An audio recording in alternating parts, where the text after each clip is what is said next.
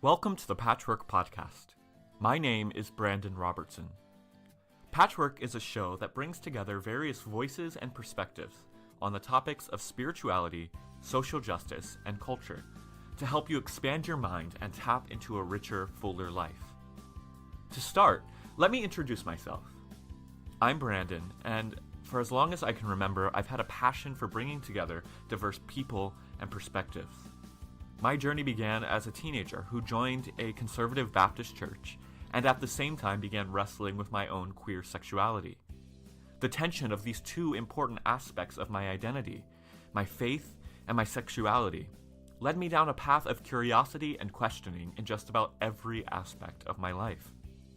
Today, I'm an author, a pastor, and a consultant to faith communities and organizations around the world about how we can build bridges and understand those who experience the world differently than we do. And this podcast is an extension of that passion and that work. In every episode, we'll dive deep into a new topic with an expert in that field and see if we can get a better understanding. You might agree with what's said. You might disagree. Whatever the case, I invite you to lean in and listen deeply, because I assure you that you'll find something worth grabbing onto in every conversation that will enrich your journey. As with all things done in public, your support means the world to me. So if you find today's content compelling, please tweet, post, like, share on all the social media platforms using the hashtag Patchwork. And your feedback really does make every episode better. So if you have time, please consider heading over to iTunes and leaving a review. Again, I really appreciate it. Thank you so much for tuning in. Let's jump into today's conversation.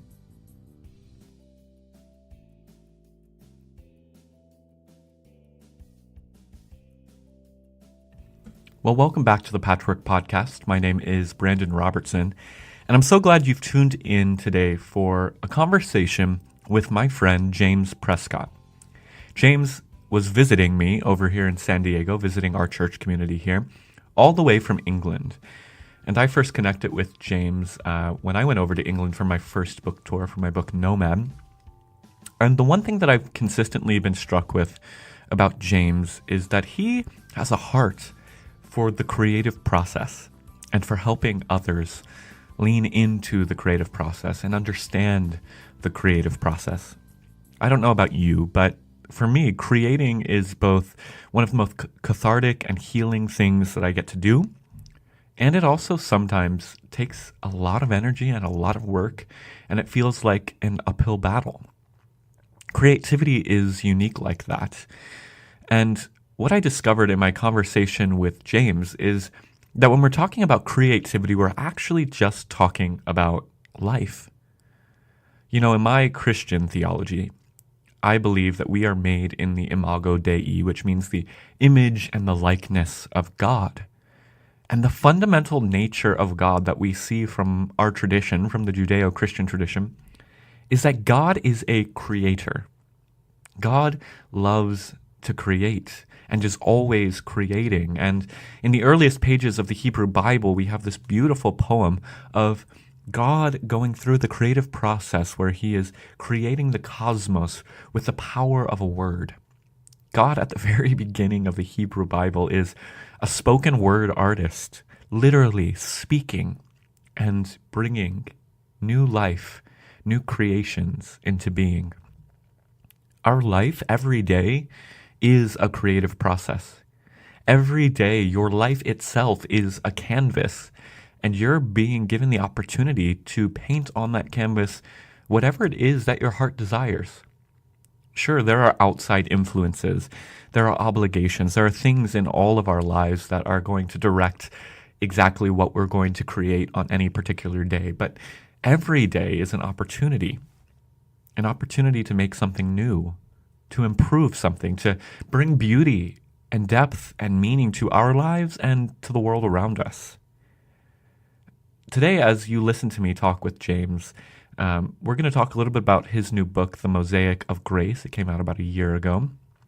But we're also going to spend a majority of the time, like I said, leaning into the creative process, because James, as a writer and a podcaster himself, is also helping dozens of people connect to their own creative process and understand that everyone within us fundamentally has a calling, an anointing, a capability to create. And I really think, as I walked away from our conversation, I felt more inspired and more inclined to lean into the giftings that I have and the callings that I have to be a creator, to be an artist of my life. And I hope that you'll hear that message and be inspired to do the same. Because I don't know about you, but from my vantage point, the world needs a little more creativity these days. The world needs a little more beauty these days.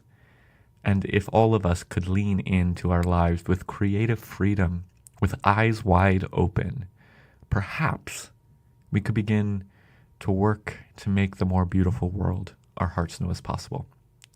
So I'm really excited for you to listen into this conversation between me and the UK author, podcaster, and I'm going to call him a creativity coach, James Prescott.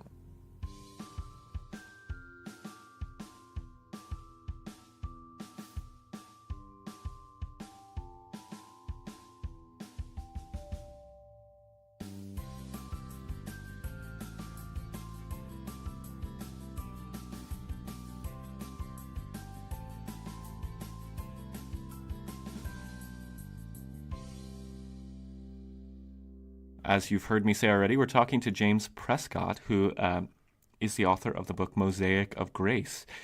And I think kind of just to jump in, tell us a little bit about what the journey was for you to start writing Mosaic of Grace, and how did you decide to jump into this wild world of being a religious Christian spiritual writer? Wow. Wow, how long have you got? That's a massive question. Okay, we'll start with getting into the Christian thing because that kind of predates the book. So,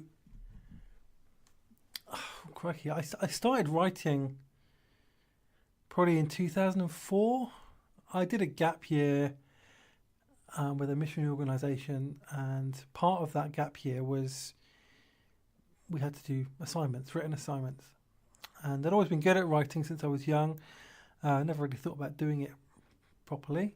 But my assignments were really good, and the leadership kind of encouraged me and said, like, you've got a gift here, you need to explore this and see where this goes. So I took that as a kind of sign from God and started blogging, basically. Started reflecting on my faith journey, it was really just for me to start with. Nobody was really reading it, but it was just really for me to share my journey and to write and to use my gift. And so I started doing that around 2004, and that just kept going, and it kept growing. And yeah, about 2010, I started to take it a bit more seriously. I thought, okay, I'd like to write a book. I'd like to write several books. I'd like to do it a bit more professional. I'd like to be more professional in my approach. So I started doing that. I took some courses, and I paid to get a blog hosted and a website and all that kind of thing, and invested in myself. And that kind of led to the book, really. I wanted to write a book, and I wasn't sure what to write it on. I didn't want to write a book just for the sake of writing a book. So I think the Mosaic of Grace book came about really because I was thinking a lot about grace and talking to friends about grace a lot, just in conversations. And suddenly I started to get a few insights into it, and because I'd always had the misconception that some people have, which is that it's just like a feel-good thing. You know, that grace is like, oh yes, let's have grace with each other and we'll make ourselves feel better, you know, and there's grace in that kind of thing. So I've never really thought about grace as a concept too much from a kind of theological perspective. And I talked to my friends about it and reflected on it. I thought, oh, there's something here, you know, we don't talk about grace. And this is actually what grace is. You know, I read a bit of Dietrich Bonhoeffer and his work on cheap grace as well, and that kind of influenced me a lot. And I started to come to some ideas about, okay, maybe grace is actually the heart of everything. Grace is about us being enough as we are, it's about accepting the truth of who we are. So accepting that we're not perfect and we're human and we make mistakes and that's okay. And also accepting that we are lovable, loved, accepted, and we belong, and we're enough as we are. Yeah. And with our imperfections. And actually, I think that latter thing is harder to accept than the first, because we're very good at sometimes finding out, accepting our imperfections and talking about how bad we are, especially in Christian circles. You know, it's all about, especially in more conservative Christian circles, it's all about how bad you are and how sinful you are, how, you know. So we're very good at recognising that, but what we don't recognise or find harder to accept, and this isn't just for Christians, this is a general human condition, I think, that we find harder to accept that we are just enough as we are. And so I started writing this book, and with no intention of it ever being published, to be honest. I wrote the book in 2012, actually, the first draft. And I sent it to a few friends, and they did some beta reading for me, and I thought, okay, I did some rewrites and things, and then it just sat there for a while, and then I encountered somebody who was a publisher and had an editor, and took some interest in my writing, and read the draft and said we could publish this. You know, we could put this out there. It took a couple of years. It took 4 years from writing the first draft to it being published. Well, actually, wow. no, yeah, it was published in 2017. So, and I think I read it in 2013, not 2012. Sorry, but yeah, it took 4 years and a few drafts. But then it got out. We released it in 2017, and it got to number 2 in its category on Amazon, which was great.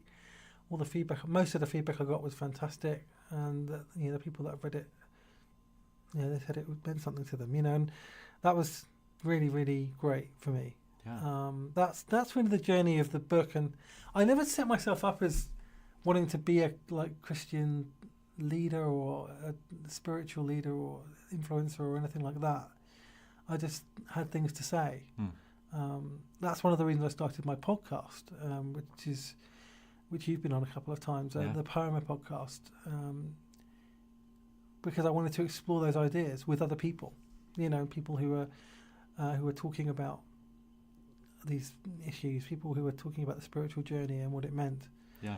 And that podcast evolved into a podcast not just about spirituality, but also about mental health and about deconstruction, reconstruction, and creativity and advocacy. Yeah.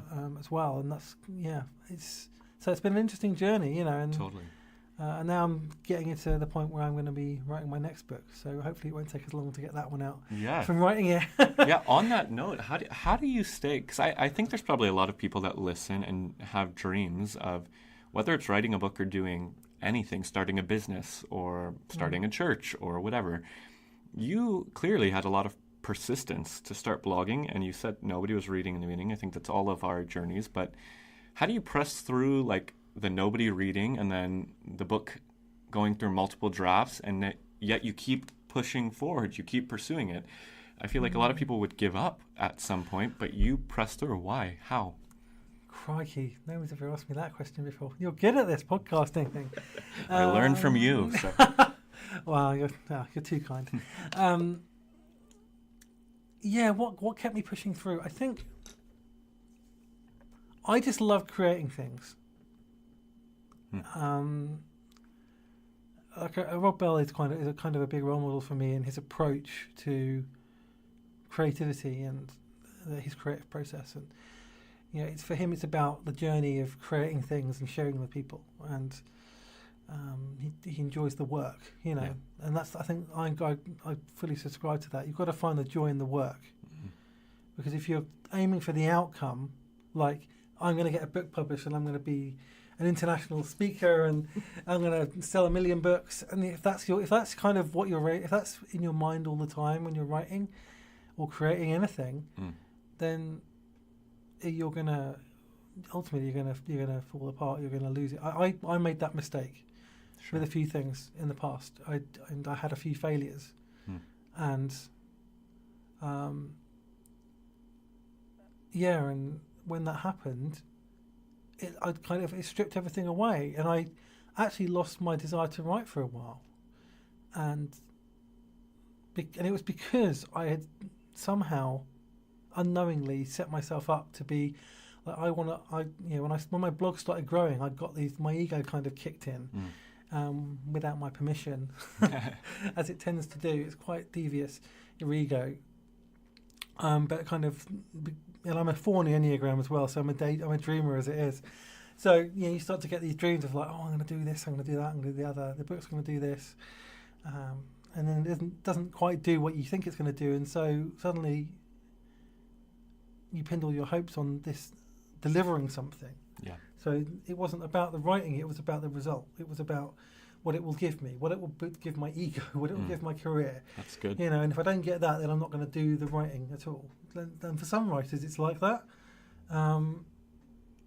But for me, having a few failures actually helped me because it kind of exposed the lie of that, of putting everything in on the result and actually saying, okay, just enjoy the process. Just create what you love, tell your story and share it. And if people don't read it, well, doesn't matter. It's people talk about. There's a lot of people out there who talk about platform building and talk about building your tribe, and and I understand what they mean, but the way that it's they market it is that if you don't have a tribe, or you don't have a big following, or you don't have an impact with your work, then your work isn't worth anything, and that's not true, because writing every day has actually been proven to help your mental health and your physical health and your emotional well-being. And so even if you just write a book and nobody reads it, it's worth it because it will do something to you. Right. It will change your life. Yeah. Writing a book changes you, even if nobody else ever reads it. And if it just changes you, that's what makes it worth it in the first place. Yeah. Like this next book I'm writing, I don't know who's going to read it. Maybe nobody will read it.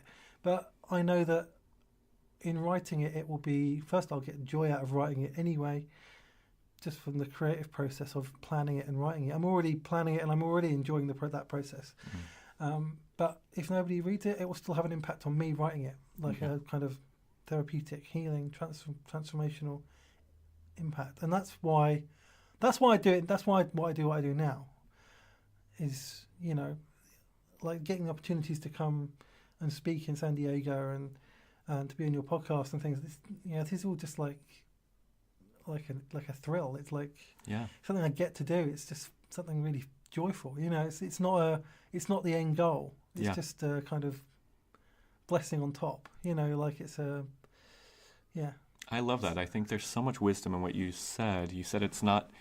There's a problem when it's about the result and not about the writing or whatever the work is that we're called to do. We should find, and I think you said, Rob Bell said this, we should find that thing that gives us life and surrender the results. If the writing gives you life, then as you said, nobody has to read the book or the blog post. Nobody has to listen to the podcast, because if it fulfills you, that's more than enough. But I also think that's the foundation for success. If you're doing something authentically, if you're doing something that's bringing you joy and fulfillment, that's going to catch on with other people. Other people want to see people doing authenticity. Yes, and we can smell a phony a mile away, right? Absolutely. I always say that. You can smell a fake. Creative work always tells the truth about the person who's created it.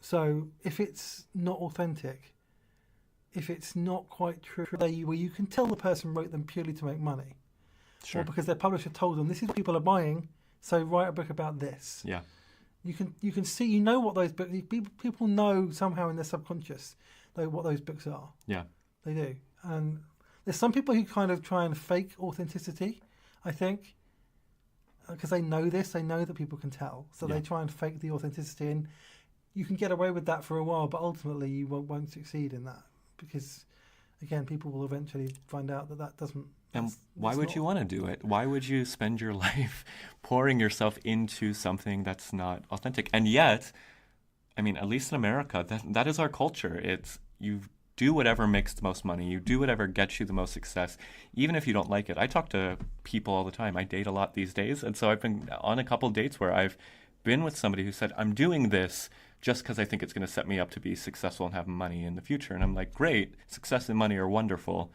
But if you don't enjoy what you're doing, you're wasting your life. Yeah. Like, That's right. It's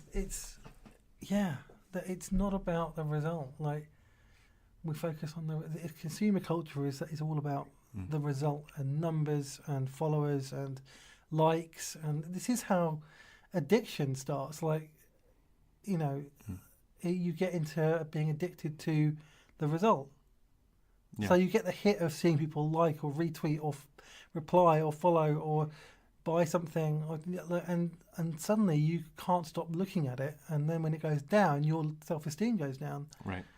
And everyone fails at some point, so you're going to have a failure. So when you have that failure and you're doing this, it's going to really destroy you. It's going to and so I'm speaking of Rob Bell. He wrote a novel, which he self-published because he couldn't get a publisher. Yeah. And it didn't, and they haven't sold out any of those copies but he doesn't care. Yeah. Because he just loved writing it and sharing it with people. That's all he cares about. And that's what it should be. Yeah.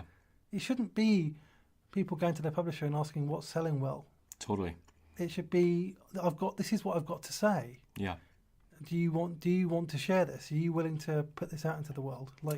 And if not, it's easier and easier to self-publish now. Yeah. Not just writing, but music and stuff as well. Yeah. Do you think everybody... Interesting. Do you think that everybody has something to say? Should everybody pursue writing or being a public figure? I think no. I don't think you should pursue being a public figure. Period. I think you should just pursue. I think everyone has a story to tell. Sure. And I think it's good to tell your story. I don't think everybody is going to be a published author, and not everyone's going to be, a public speaker or a public figure or anything like that. But it's not about that. It's like, what is this part of your journey? Some people, they could write one book, and that's all they'll ever write. Yeah. That's all they'll need to write. I think everyone's got a story to tell for sure, but how people tell that story is different. We all have. I think everyone can write a book. Probably everyone's got a book in them, but some people aren't that good writers. I mean, Sure. I edit this magazine for the Association of Christian Writers in the UK, and I get submissions and things, and they're all great. The stories are great, but some people aren't naturally talented writers. I mean, that's where good editing comes in. But some people won't be published authors, and some people will. Yeah. But that doesn't mean you haven't got anything to say. Sure. And it doesn't mean you haven't got a story. Your story is valid because I say to people, your story is valid because you are valid. Your story is precious because you're precious. And so you have the right to tell your story. And if you don't want to tell it publicly, you don't have to. Yeah. It doesn't have to be for anybody else. This is why journaling is so great. I recommend journaling to everybody because it's so healthy for people. And if you feel like, I want to share this with people to help other people who've been where I've been, do it. Even if it helps one other person. When I get emails from people about how my podcast or my book has helped them, it's like, really? Something I did that. Because I have moments where I get down on myself and think, why did I bother even trying to do that? Nobody ever listens. Nobody ever buys it. And what's the point? And then you get emails like that, and it's like, oh, that's why. Yeah. That's it. That's just one person, but it doesn't matter. That's enough. Yeah. It sounds like there's a twofold piece of wisdom here. So the first wisdom that you were talking about in the creative process is find the thing that you're gifted at that gives you life and do it regardless of the result. And then the other side of it sounds like a call to posture ourselves in a posture of selflessness, in a posture of we're doing this one for ourselves, but we're also doing it, we're releasing the results. So millions of people may never read my book, but I'm putting it into the world because I think I have something to say. I think it will help somebody. And I think you're right. It's those small victories that pave the way to success in general, but also just fulfillment in life. It's the few lives that you touch with one book, and then the next book, you're going to build upon that. I think I have a quote over there that I don't know if you can see. It's by Eugene Peterson. It's a long faithfulness in the same direction. And that's been a lesson I've had to learn in my own creative process is I want quick success. I want this podcast to go to #1 in iTunes, and I want my New York Times bestselling book. The problem is none of that happens overnight. And so I'm learning this lesson of, can I get up every day and do this faithfully in the same direction and not give up, not get tired, as long as I find joy in it, releasing the results.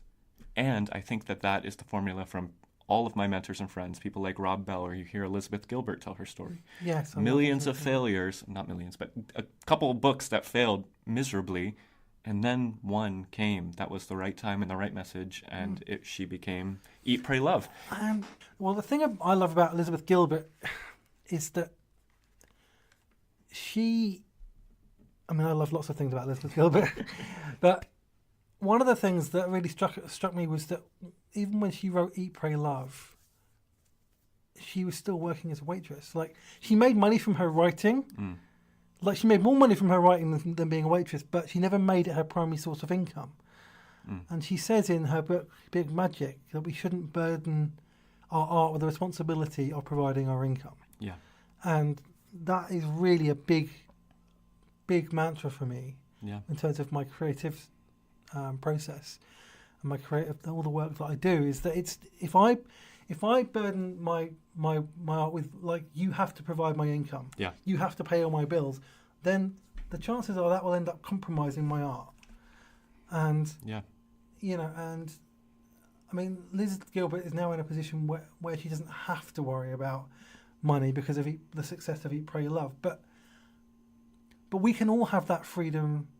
Without that success, we can just write what is in us to share and tell our stories and have joy in that process. If we disconnect it firstly from our own value, but also from the responsibility of providing our income. Right. It feels like we cheapen the art, because the art is an extension of our truest self. It's the extension of who we most authentically are, and we are not commodities to be sold. We are not.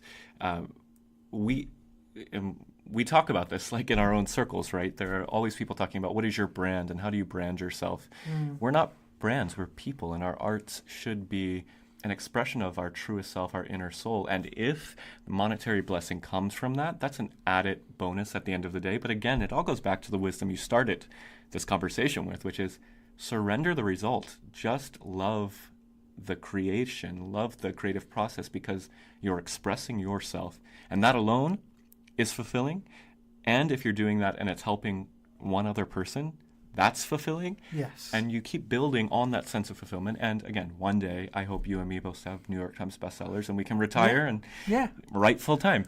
But if that doesn't happen, we can, to get a little morbid, die happy knowing that we gave our all into the world and impacted someone with our authentic story. And I would rather die with knowing that I created the most authentic, true art that I could, that I took joy in it, that it was the truth of who I was, and that it helped one or two people, than die with millions of dollars or pounds in the bank and knowing that I betrayed my true self to make that money, and I betrayed my art, and maybe I helped a few people with my work, but it wasn't really me. It was something that wasn't my true self. And the truth is, cheap art doesn't sell anyways. Like, you might, if it's not your authentic expression, we talked about this earlier just a few minutes ago, but you can smell a phony. Like, some people will have that cotton candy, junk food kind of art and think that's sufficient. But the art that really changes the world, the stuff we're still reading decades after a person lived, was the most real and authentic and raw stuff. And on that, I want to ask you this. You've been very vulnerable in sharing your story, both on your podcast and in your writing. Where's the line? Where do you share too much? Where to protect yourself? Do you stop sharing, or is there a line? I think somebody said to me once when they were writing their memoir, tell the truth, but only say what's necessary, and be kind. Because when you're telling your story, there's other people involved, and sometimes family members, people that you care about, and so you have to be sensitive to that. You have to respect their boundaries, but also tell the truth. I mean, I'm working through this right now because I'm going to be writing a memoir, so I'm talking to people in my family about, and I'm going to talk to others in my family about just like, okay, where's the line? This is what I want to do. I want to be kind, and I want to be. I don't want to create a negative impression of anybody. I'm going to tell the truth, but I'm going to do it in a gracious way. Yeah. And I'm going to let them read it before it gets published, so that if they're not happy with it, I can change it, or I can take things out, or whatever. Make it so that it's not disrespectful to people I know, people who I love, and people who are not around anymore. Yeah.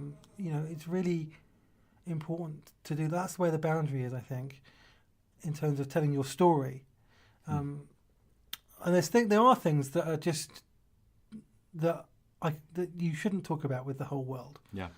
If you don't feel, you need to be able to be comfortable talking about it with one other person. Like, if you can, that's more important than telling the whole world. Whether you tell the whole world your story is a decision you have to make with yourself. If you're not at peace with sharing that with the world, you don't have to.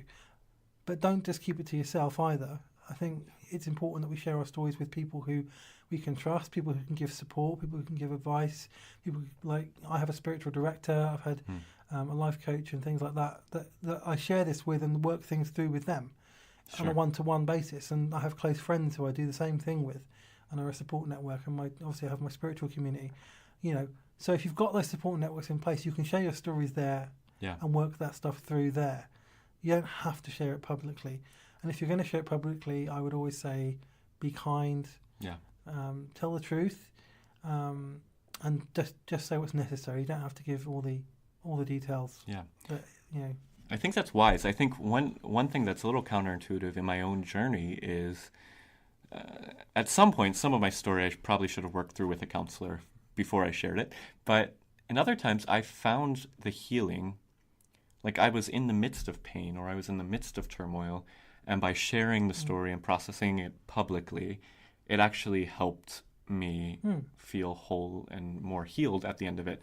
But that's even a delicate line, because you also, if you're hurt and you're writing, as you said, if you're not kind, you have the ability to hurt yourself more or hurt others. So I feel like it's a gray line that each of us has to walk very carefully about how much of ourselves we feel the need to share. And I think I'm grateful that you said some people don't need to share anything publicly. As long as you're sharing it with other people, that's what we're made for.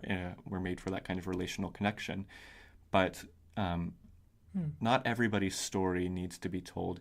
And I struggled with that in my first book, Nomad. I tell the story of my abusive alcoholic father.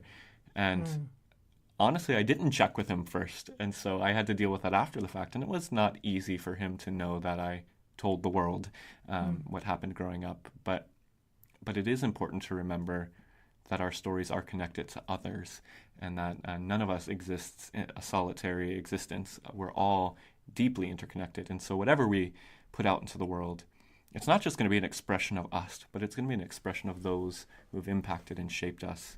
And I think that's both beautiful and an area to be cautious of, as well as we engage in the creative process. Yeah, I agree. I think when you're telling your story, I think you need to be careful of that. And I would also say, that if you're going to tell your story, if you're going to write a memoir, I would not write a memoir in the middle of the journey. Yeah. Because then you're writing from a place of pain. Yeah. And then you're writing also with things unresolved. Yeah.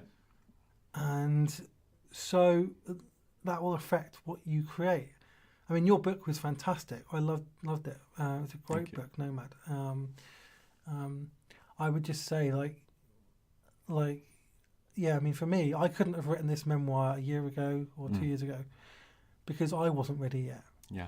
You know what I mean? I kind of, you've got to live it before you tell the story. It's better to tell the story having lived it. Yeah. and that season of your life being over, Yeah.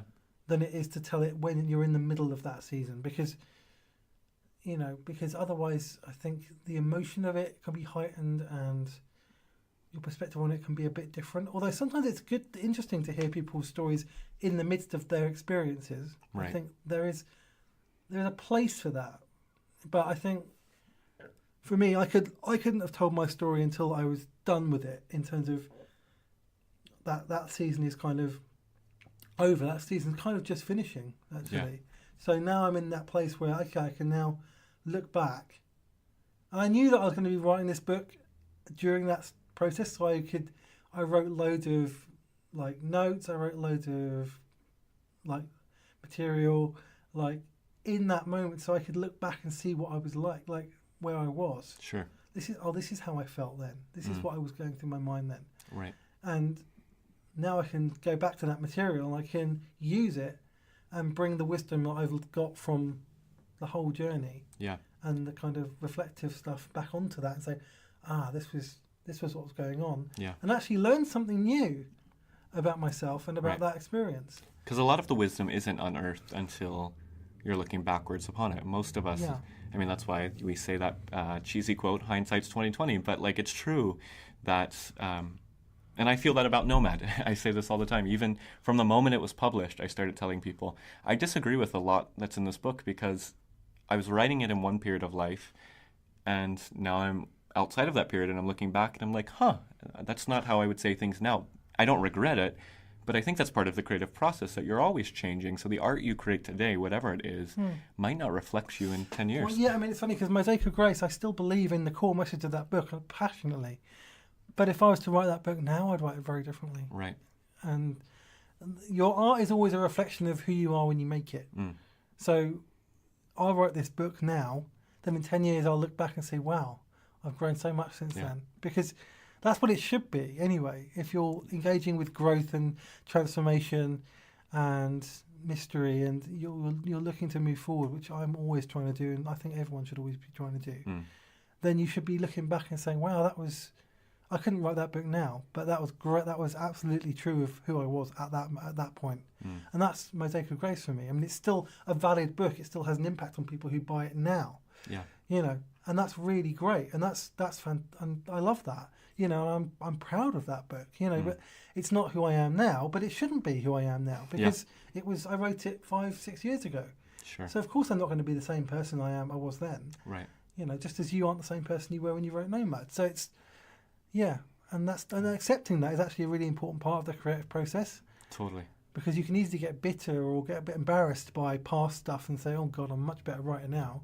Well, that's not who I am now. Yeah. But actually it's just acknowledging that that's who I was then. That's who I was as a writer and as a person at that point. And that was true for me then. So that's great. Yeah. And it's still helping people, which is even better. Yeah. I love it. And I think, so as we kind of land the plane, we've talked a lot about particular people who would view themselves as creatives or artists. Can you, as we end, so we have all this advice and wisdom that we'd say could go towards creative people and artistic people, but I think you believe, I get a hunch that you believe that everybody is creative and artistic. And what, if you could leave one word of wisdom with a listener who's not a writer, who's not going to be a painter, who's working at a job that's not their art, but they're getting inspired to start creating, whatever creating means for them. What would you say to them at the very beginning of the journey? What would you have needed to hear? I would say create what brings you joy and just tell the truth. Yeah. Don't have any fear. Don't put any agenda on it. Just, if you want to create something you're feeling like you want to, just create it and enjoy the process of creating it and take pleasure from that and take joy from that and allow it to do to you what it has to do to you. Rather, don't even think about the result. Right. Don't think about it, especially not at the beginning.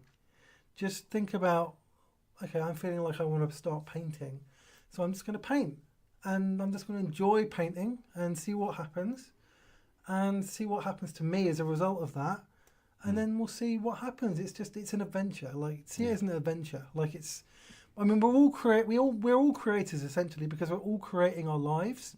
We're all telling our own stories with our lives. So everyone is creative, Right. essentially.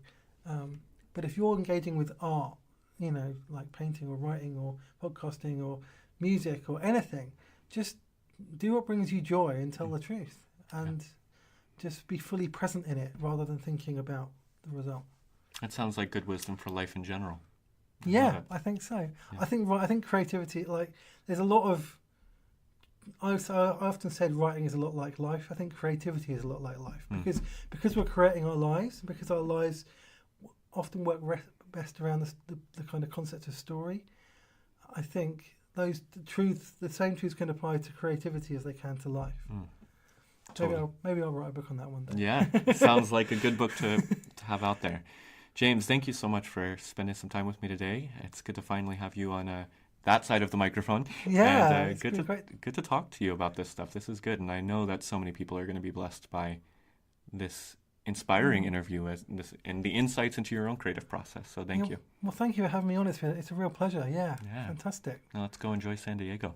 Yes. I hope that you found today's conversation inspiring and challenging. It's through listening in and learning from others who see the world differently than us, which, by the way, means everyone, because no two people have the same vantage point. That's how we grow and expand. If you did enjoy today's podcast, please share it with your friends on social media and help to spread the word. And when you do, use the hashtag Patchwork. I really appreciate it. In the words of Evan Boland's beautiful poem called Patchwork, only when it's laid right across the floor, sphere on square and seam on seam, in a good light, a night sky spread, will it start to hit me. These are not bits, they are pieces, and the pieces fit. Thank you again for spending some time with us today. Until next time, peace be with you.